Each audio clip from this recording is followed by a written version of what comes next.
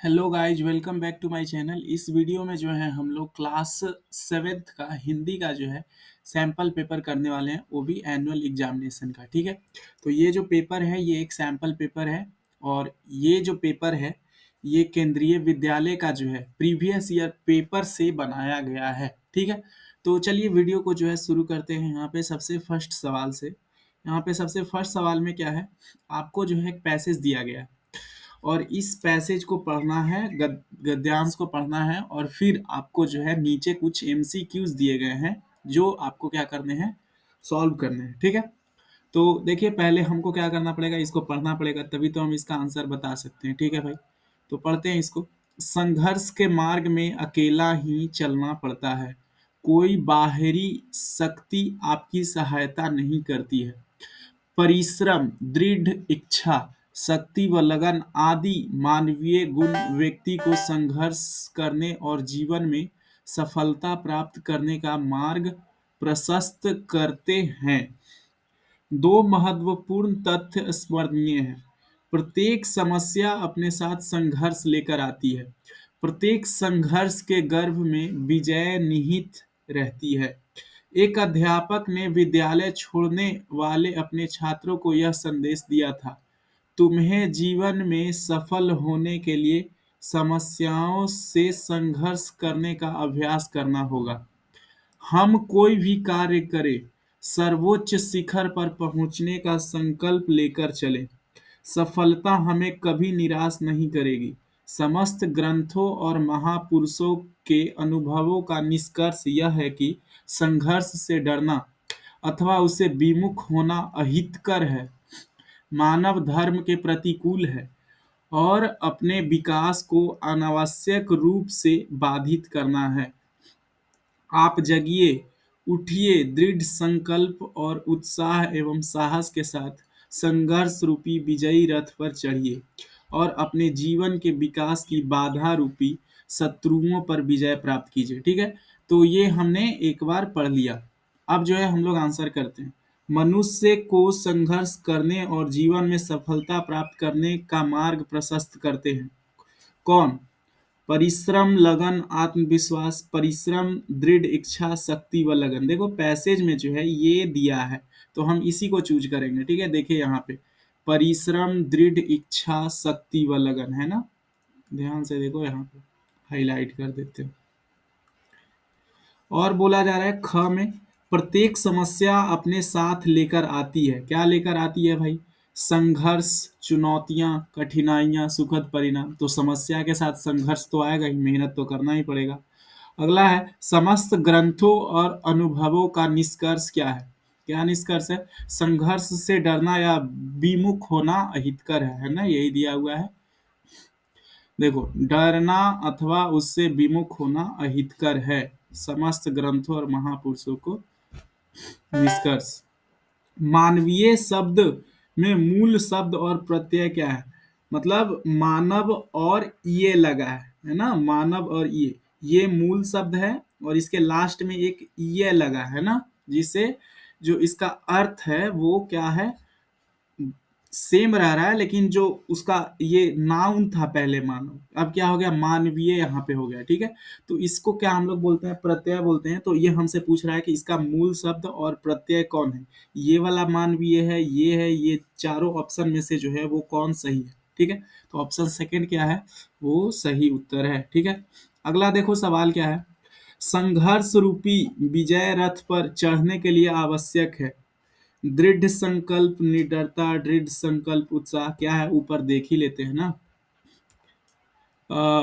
दृढ़ संकल्प, उत्साह एवं साहस है ना, देखो यही है, दृढ़ संकल्प, उत्साह एवं साहस। तो ऑप्शन सेकंड सही हो जाएगा।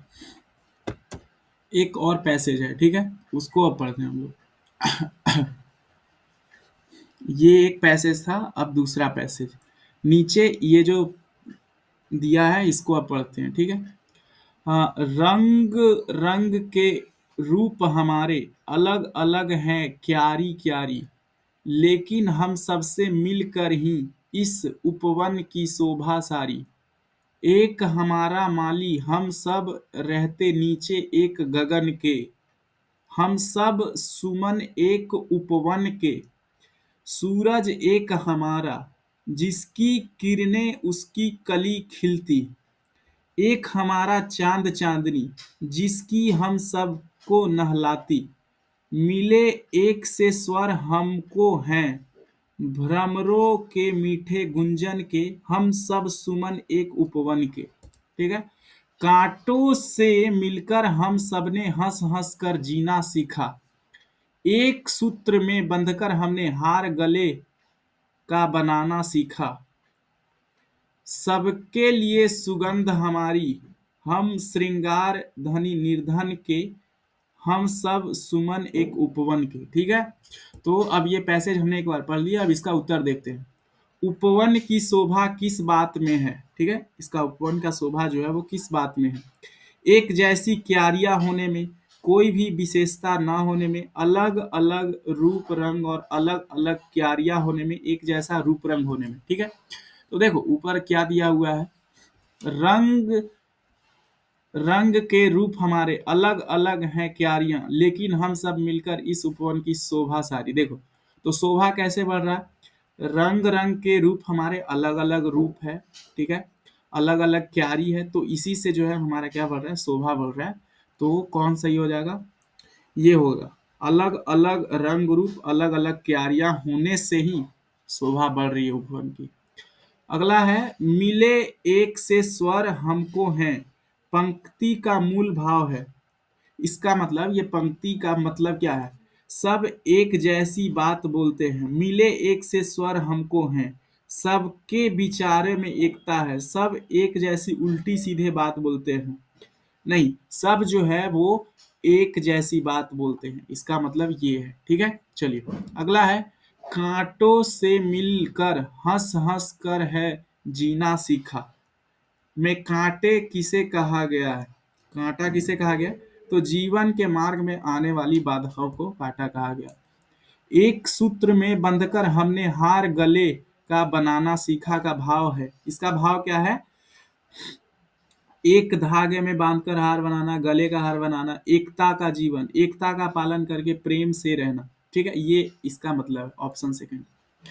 अब जो है अगला पैसेज है, क्या है देखते हैं। हम सब सुमन एक उपवन के, कवि ने किसे कहा है?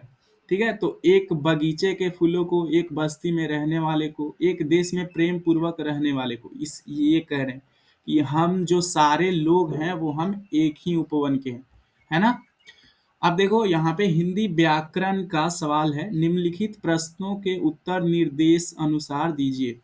शिक्षित शब्द में प्रयुक्त प्रत्यय का नाम बताइए। देखो शिक्षित जो है, इसमें क्या है, ये प्रत्यय मतलब जो लास्ट में लगता है। ठीक है, तो देखो ये शब्द क्या है, शिक्षा, और प्लस में इसके अंतिम में क्या लगा है, इत लगा है, तो ये जो लास्ट में लगा है ना, इसको बोलते हैं प्रत्यय। तो ऑप्शन थर्ड जो है वो सही उत्तर हो जाएगा। अगला सवाल है, प्राथमिक शब्द में प्रयुक्त प्रत्यय का नाम बताइए।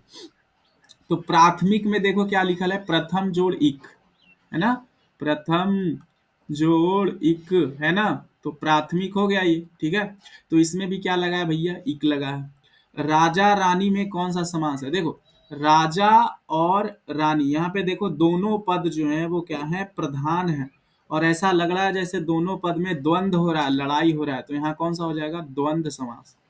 जिस समस्त पद के दोनों पद प्रधान होते हैं उस समास को क्या कहते हैं, जैसे ऊपर वाला देखो दोनों पद प्रधान है, तो इसको हम लोग क्या बोलते हैं, कौन सा समास बोलते हैं, द्वंद्व समास बोलते हैं। नीलाभ शब्द का सही संधि विच्छेद क्या होगा, नीलाभ, तो नीला जोड़ आभ, नील जोड़ आभ, नीलाभ, है ना, ये ऑप्शन सेकंड। नव आंगुतक की संधि है, तो इसको अगर जोड़ेंगे तो क्या बनेगा, ठीक है, नवांगुतक। ठीक है, ये तो हो नहीं सकता, देखो यहाँ व के बाद आ नहीं है, ये भी नहीं हो सकता, ये भी नहीं हो सकता, तो हमारा ऑप्शन नंबर फर्स्ट सही है। ठीक है, अगला सवाल है, दांतों तले उंगली दबाना, इसका मतलब क्या होता है भाई, दंग रहना, कठिन काम के लिए प्रेरित करना, बहुत शोर करना, इसका मतलब है सरप्राइज हो जाना, है ना, दंग रहना। लाल पीला होना मतलब क्या? मुद्राएं, क्रोध करना, है ना, लाल पीला होना। अगला है नीति शब्द का बहुवचन क्या? देखो यहाँ नीति शब्द का बहुवचन नीतियां है, लेकिन इसमें वर्तनी का ध्यान रखना है कैसे लिखेंगे, ठीक है। ये छोटा ई लगेगा, नीतियां। अब जिम्मेदारी, जिम्मेदारी का बहुवचन क्या होगा? तो जिम्मेदारियों। तो ये ऑप्शन नंबर सेकंड फिर से सही है, यहाँ पे वर्तनी का ध्यान रखना है। बोला जा रहा है पानी शब्द के दो पर्यायवाची शब्द कौन है? तो जल और नीर। जल मतलब भी क्या होता है? पानी। नीर मतलब भी क्या होता है? पानी होता है, ठीक है। फूल शब्द के दो पर्यायवाची शब्द, तो कुसुम और पुष्प मतलब क्या होते हैं? फूल होते हैं। अब जो है आपके जो बुक है, हिंदी का बुक, उससे अब सवाल हैं, ठीक है, काव्य खंड पर आधारित। नीचे दिए गए पठित गद्यांश को पढ़कर सवाल का उत्तर दीजिए। मोर के सिर की कलगी और सघन ऊंची तथा चमकीली हो गई, चोंच अधिक बंकिम और पैनी हो गई, गोल आंखों में इंद्रनी की नीलाभ द्युति झलकने लगी, लंबी नील हरित ग्रीवा की हर भंगिमा में धूप छाही तरंगे उठने गिरने लगी, दक्षिण वाम दोनों पंखों में सलेटी और सफेद आलेखन स्पष्ट होने लगे, पूंछ लंबी हुई और उसके पंखों पर चंद्रिकाओं के इंद्रधनुषी रंग उद्यपी हो उठे, रंग रहित पैरों को गर्वीली गति ने एक नई गरिमा से रंजित कर दिया, उसका गर्दन ऊंची कर देखना, विशेष भंगिमा के साथ उसे नीची कर दाना चुगना, पानी पीना, टेढ़ी कर शब्द सुनना आदि क्रियाओं में जो सुकुमारता और सौंदर्य था, उसका अनुभव देखकर ही किया जा सकता है, गति का चित्र नहीं आंका जा सकता। मोर के सिर की कलगी कैसी थी? कैसी थी भाई? तो देखो यहाँ पे दिया गया है अ, ऊंची तथा चमकीली हो गई, है ना, कलगी और सघन, है ना, सघन, ऊंची और चमकीली। तो ऑप्शन फर्स्ट हो जाएगा। मोर की चोंच कैसी थी? भाई मोर का जो चोंच था वो कैसा था? अधिक बंकिम और पैना, है ना, पैना मतलब नुकीला। आगे बोला जा रहा है लेखिका ने इंद्रिनी की संज्ञा दी है। इंद्रिनी जो है वो किसको बोला है? तो देखिए पहले इंद्रिनी है कहाँ, इसमें ढूंढना पड़ेगा ना। नीलाभ दक्षिण, उसके पंखों पर चंद्रिकाओं को इंद्रधनुषी रंग उद्यपी हो उठे, ठीक है। तो देखो यहाँ इंद्रिनी किसको बोला गया है? उसके जो पंख है ना उसको बोला गया है, ठीक है, मोर के पंख को। मोर की कौन कौन सी भंगिमाएं मोहक थी? क्या क्या मतलब अच्छा लग रहा था? गर्दन ऊंची करके देखना, झुकाव व दाना चुगना, दाना चुगना पानी, गर्दन ऊंची करके देखना, नीची कर दाना चुगना, पानी पीना व टेढ़ी शब्द सुनना, ये तीनों था, है ना, तीनों था। पैसेज पढ़ रहे होगे तो ये देखोगे। मोर की किस क्रिया का चित्र नहीं आंका जा सकता? किसका नहीं आंका जा सकता? तो गति का चित्र। देखो गति का चित्र आंका नहीं जा सकता, है ना। तो गति का चित्र जो है हम जो है वो नहीं आंक सकते हैं, गति की, ठीक है, गति की। अब बोला जा रहा है इससे पढ़ना है और फिर जो है हमें उत्तर देना है, ठीक है। जागो बांसुरी वाले जागो, ये क्या है? आपका बुक में एक कविता दिया गया था और यही जो कविता है वो यहाँ पे है, ठीक है। तो हम क्या करेंगे, ये कविता का हर एक लाइन का भावार्थ भी समझेंगे और फिर उत्तर जो है लिखेंगे। क्या बोला जा रहा है? जागो बांसुरी वाले ललना, जागो मोरे प्यारे। यहाँ पे क्या है? मीरा भगवान श्री कृष्ण को प्रेम पूर्वक जगाने का निवेदन कर रही है। रजनी बीती, भोर भयो है, घर घर खुले किवारे, रात समाप्त हो गई है, अब सवेरा हो गया है और घरों के दरवाजे खुल गए हैं। गोपी दही मथत, सुनियत है कंगना के झनकारे, गोपियां दही मथ रही है और उनके कंगनों की झनकार सुनाई दे रही है। उठो लाल जी भोर भयो, सूर नर ठाड़े द्वारे, हे लाल जी श्री कृष्ण अब सुबह हो गई है और देवता व मनुष्य द्वार पर खड़े हैं। ठीक है। ग्वाल बाल सब करत कुलाहल, जय जय सबद उचैरे। ग्वाल बाल जो गोप बालक हैं शोर मचा रहे हैं और आपकी जय जयकार कर रहे हैं। माखन रोटी हाथ में लिनी, गौवन के रखवारे। आपने माखन और रोटी हाथ में ले ली, आप गौए के रक्षक हैं। ठीक है। मीरा के प्रभु गिरधर नागर, शरण आया को तारे। मीरा के प्रिय प्रभु गिरधर नगर जो आपकी शरण में आता है उसका उद्धार करते हैं। ठीक है। तो अब देखो ये भजन जो था ये मीरा बाई के द्वारा लिखा गया था। ठीक है। ये आपका चैप्टर में भी दिया हुआ है। अब इससे सवाल क्या है, उपयुक्त पद्यांश के रचयिता कौन है? तो इसका रचयिता है मीराबाई। पद्यांश में किस समय का वर्णन किया गया है? यहाँ पे सवेरे का वर्णन है। गोपियां क्या कर रही थी भाई? है ये जो कविता है इसमें गोपियां क्या कर रही थी? तो ये दही मथ रही थी, है ना। ग्वाल बालों के हाथ में क्या था? तो माखन रोटी था। कृष्ण को जगाने हेतु द्वार पर कौन कौन खड़े थे? कौन कौन खड़े थे भाई? सारे ग्वाल बाल दानव, सारे गोपियां, नंद बाबा। ये तो कौन कौन खड़ा था भाई?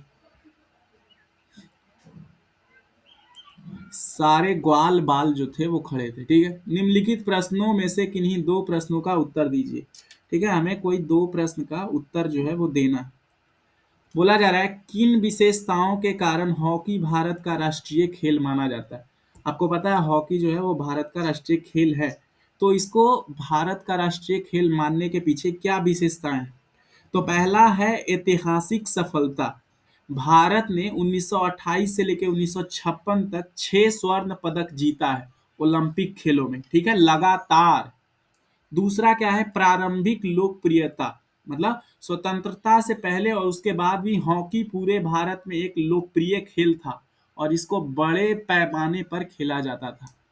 महान खिलाड़ी, इसका महान खिलाड़ी कौन थे? ध्यानचंद जैसे महान हॉकी खिलाड़ियों ने भारत को अंतरराष्ट्रीय स्तर पर पहचान दिलाई। सरकारी समर्थन। सरकार और विभिन्न खेल संगठनों ने हॉकी को बढ़ावा देने के लिए विशेष योजनाएं बनाई थी। संस्कृति से जुड़ाव। हॉकी स्कूलों और कॉलेजों में एक प्रमुख खेल था। इसे ग्रामीण क्षेत्रों तक खेला जाता था। ठीक है, समझ में आ रहा है? चलो, अब जो है दूसरा है हमारे पास। दूसरा सवाल क्या है? मिठाई वाला अलग अलग चीजें क्यों बेचता था? जो मिठाई वाला था वो हर बार अलग अलग चीजें बेचता था और वह महीनों बाद क्यों आता था? और भाई वो बहुत महीनों बाद क्यों आता था? इसका आपको आंसर जो है वो बताना है। ठीक है। तो देखो, सबसे पहला बात कि वो अलग अलग मिठाई बेचता था, तो इसका कारण क्या था? इसका दो कारण है भाई। पहला कारण ग्राहकों को अधिक आकर्षित कर सके। अलग अलग मिठाइयाँ रहेगी तो वो ग्राहकों को अधिक क्या करेगा? आकर्षक करेगा। हर मौसम और समय के अनुसार अलग अलग चीजों की मांग बदलती रहती है, इसलिए वह विविधता बनाए रखता था। मतलब हर मौसम और समय में अलग अलग मिठाई का मांग होता है, इसीलिए वो अलग अलग बेचता था। अब महीनों बाद आने का कारण, भाई वो महीना बाद क्यों आता था?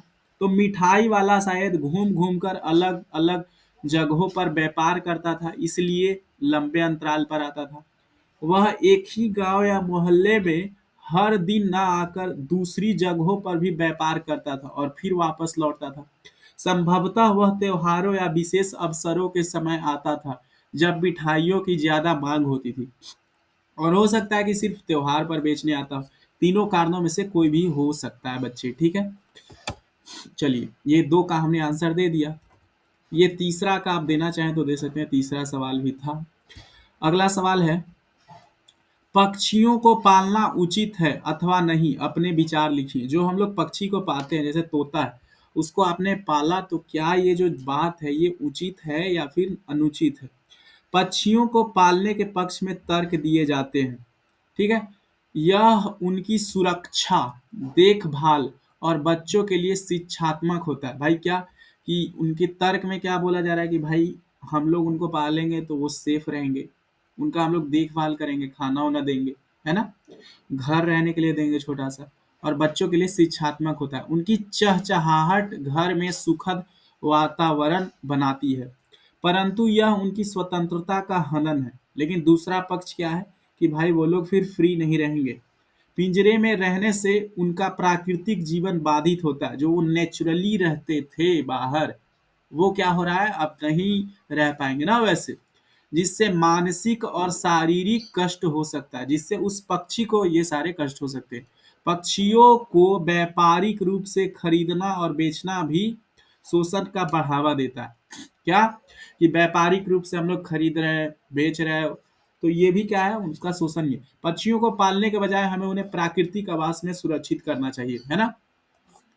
उनको पालो नहीं, उनको प्राकृतिक आवास में सुरक्षित करो ताकि वह स्वतंत्र रूप से उड़ सके और स्वस्थ जीवन जी सके। ठीक है बच्चे, चलिए अगला सवाल है, एक तिनका कविता में किस घटना की चर्चा की गई है जिससे घमंड नहीं करने का संदेश मिलता है। तो एक तिनका आपने पढ़ा होगा कविता, है ना। ऐसे घटना का उल्लेख किया गया है जो अपने अहंकार और घमंड को चूर था। क्या हुआ था बच्चे, क्या ये लेखक थे, उनके आंख में क्या चला गया था, कोई तिनका चला गया था। अब उनको दर्द हो रहा था, यही काफी था उनके घमंड को तोड़ने के लिए। ठीक है, वह स्वयं को बहुत बड़ा समझता था, लेकिन एक हल्की हवा का झोंका एक साधारण से तिनके को उसकी आंख में डाल देता है। इस छोटी सी घटना उसे एहसास होता है कि घमंड व्यर्थ है, क्योंकि एक नन्हा तिनका भी उसके घमंड को तोड़ सकता है। ठीक है, चलो अगला सवाल है हमारे पास, किन्हीं तीन प्रश्नों का उत्तर देना है। ठीक है, तुम्हारे अनुसार महाभारत कथा में किस पात्र के साथ सबसे अधिक अन्याय हुआ और क्यों। तो इसका उत्तर है कर्ण के साथ सबसे अधिक अन्याय हुआ, क्योंकि वह जन्म से क्षत्रिय होते हुए भी शूद्र पुत्र कहलाए, है ना, और समाज में उन्हें अपनाने से इनकार कर दिया। द्रोणाचार्य ने उन्हें शिक्षा देने से मना कर दिया, और जब उन्होंने परशुराम से शिक्षा ली तो उनकी जाति जानकर उन्हें श्राप दे दिया गया। यहाँ तक कि युद्ध में भी जब वे असहाय थे तब श्री कृष्ण ने अर्जुन को उन्हें मारने के लिए प्रेरित किया। ठीक है, तो ये क्या है, सही उत्तर है। दूसरा सवाल है, तुम्हारे विचार से महाभारत के युद्ध में कौन रुकवा सकता था और कैसे, मतलब कि जो महाभारत का युद्ध था इसे कौन जो है रुकवा सकता था और कैसे। श्री कृष्ण महाभारत के युद्ध को रुकवा सकते थे यदि कौरव विशेषकर दुर्योधन उनकी बात मान लेते। श्री कृष्ण ने पहले शांति दूत बनकर समझौता कराने का प्रयास किया था, लेकिन दुर्योधन ने अहंकार और जिद के कारण युद्ध अनिवार्य हो गया। यदि दुर्योधन 5 गांव भी पांडवों को दे देता तो यह युद्ध टल सकता था, है ना बच्चे। ठीक है, ये इसका क्या है, सही उत्तर है। ठीक है, देखो तीसरा सवाल क्या है, श्री कृष्ण ने अन्न का कण और साग का पत्ता क्यों खाया। जो श्री कृष्ण थे, अन्न का कण और साग का पत्ता जो थे वो क्यों खाए थे, आपको उत्तर बताना है। श्री कृष्ण ने विदुर के घर अन्न का कण और साग का पत्ता इसलिए खाया क्योंकि विदुर ने उन्हें प्रेम और भक्ति के भाव से आमंत्रित किया था, है ना, इसलिए खाए थे। श्री कृष्ण के लिए भोजन का स्वाद या मात्रा नहीं बल्कि प्रेम और समर्पण महत्वपूर्ण था। इससे यह संदेश मिलता है कि प्रेम पूर्वक दिशा दिया गया थोड़ा भी अन्न महान भोज से श्रेष्ठ होता है। ठीक है, बस उसमें प्रेम पूर्वक देना चाहिए। आप चौथा सवाल का जवाब देना चाहे तो दे सकते हैं भाई, इन चारों में से कोई तीन का ही आंसर करना था। अब जो है रचनात्मक लेखन, इसमें क्या करना है, अस्वस्थ होने पर अपने विद्यालय के प्राचार्य को 4 दिन के अवकाश हेतु प्रार्थना पत्र लिखना है। ठीक है, तो कैसे लिखेंगे प्रार्थना पत्र, ये जो है आपका पैटर्न रहना चाहिए। सेवा में प्रधानाचार्य महोदय, आपका विद्यालय का नाम, आपका पता, विद्यालय का पता। ठीक है, विषय 4 दिन के अवकाश हेतु प्रार्थना पत्र। महोदय, सविनय निवेदन है कि मैं अपना नाम यहाँ लिखो, कक्षा का छात्र हूँ। मैं पिछले कुछ दिनों से अस्वस्थ हूँ और डॉक्टर ने मुझे पूर्ण विश्राम की सलाह दी है। इस कारण मैं विद्यालय आने में असमर्थ हूँ। अतः कृपया मुझे दिनांक इतना से दिनांक इतना तक 4 दिनों का अवकाश प्रदान करने की कृपा करें। आशा है आप मेरी स्थिति को समझते हुए मेरी प्रार्थना स्वीकार करेंगे, इसके लिए मैं आपका अत्यंत आभारी रहूंगा। धन्यवाद सहित आपका नाम लिखना है, कक्षा लिखना है और रोल नंबर, अनुक्रमांक मतलब, ठीक है। चलो, या आप ये भी कह सकते थे, ठीक है। अब देखो दूसरा चीज क्या है, आपको अनुच्छेद लेखन करना है। विद्यार्थी जीवन में अनुशासन का महत्व कोई भी कर सकते हैं, तो मैंने लिखा है मेरा प्रिय त्योहार पे, ठीक है। क्या लिखा है? मेरा प्रिय त्योहार पे, ठीक है। अब होली भी आ रहा है, इसीलिए हम होली को ही लिख दिए। मेरा प्रिय त्योहार होली। मेरा प्रिय त्योहार होली है, जिसे रंगों का त्योहार भी कहा जाता है। यह हर साल फागुन मास की पूर्णिमा को मनाया जाता है और पूरे देश में हर्षोल्लास के साथ मनाया जाता है। होली से एक दिन पहले होलिका दहन किया जाता है, जो बुराई पर अच्छाई की जीत का प्रतीक है। अगले दिन सभी लोग रंग, गुलाल और पानी से एक दूसरे को रंगते हैं। इस दिन दुश्मनी भुलाकर दोस्त बनते हैं और सभी गिले शिकवे मिट जाते हैं। लोग मिठाइयाँ, खास तौर पर गुजिया और ठंडाई का आनंद लेते हैं। ठीक है भाई, तो ये रहा आपका पूरा पेपर, ठीक है। होली खुशियों और मेल जोल और प्रेम का त्योहार है, इसीलिए यह मुझे बहुत पसंद है, ठीक है। अब देखो आपको संवाद लेखन करना है। क्या करना है संवाद लेखन में? किसी एक विषय पर, दो विषय दिया था तो मैंने ये चुना। घर देर से पहुंचने पर अपनी माता जी और अपने बीच हुए वार्तालाप को संवाद शैली में लिखिए। मान लो आप घर गए, आप लेट हो गए थे, ठीक है। तो आपके और आपके जो माता जी हैं उनके बीच कुछ बातचीत हुआ। माँ और मेरे बीच संवाद, घर देर पहुंचने पर। दृश्य क्या है? शाम का समय है, मैं घर देर से पहुंचा और माँ चिंतित होकर मेरा इंतजार कर रही थी। माँ चिंतित स्वर में, बेटा इतनी देर कहाँ लगा दी? मैं कब से तुम्हारा इंतजार कर रही हूँ। मैं, माँ माफ करिए, आज स्कूल के बाद दोस्तों के साथ प्रोजेक्ट पर काम करने चला गया था, इसलिए देर हो गई। माँ, लेकिन तुम्हें कम से कम फोन तो करना चाहिए था, मैं बहुत परेशान हो गई थी। मैं, हाँ माँ, गलती मेरी है, अगली बार मैं जरूर फोन कर दूंगा। माँ, ठीक है, लेकिन आगे आगे से समय का ध्यान रखना, अंधेरा होने के बाद घर लौटने में खतरा भी हो सकता है। माँ, मैं समझ गया माँ, अब मैं समय पर घर आऊंगा। अब भूख लगी है, क्या खाने में बना है? माँ मुस्कुराते हुए, अच्छा हुआ कि तुम आ गए, चलो तुम्हारा पसंदीदा खाना है, हाथ धोकर आ जाओ। मैं खुश होकर, धन्यवाद माँ। अब आप इस पे भी वार्तालाप लिख सकते थे, लेकिन ये था मेरे को अच्छा लगा, ठीक है। ये पूरा पेपर था। अगर आप क्लास 7 में पढ़ते हो और मैथ का चाहिए वीडियो, हिंदी का, इंग्लिश का, तो आप सर्च करो और अंत में लगा देना TTS क्लासेस, ठीक है बच्चे। Thanks for watching.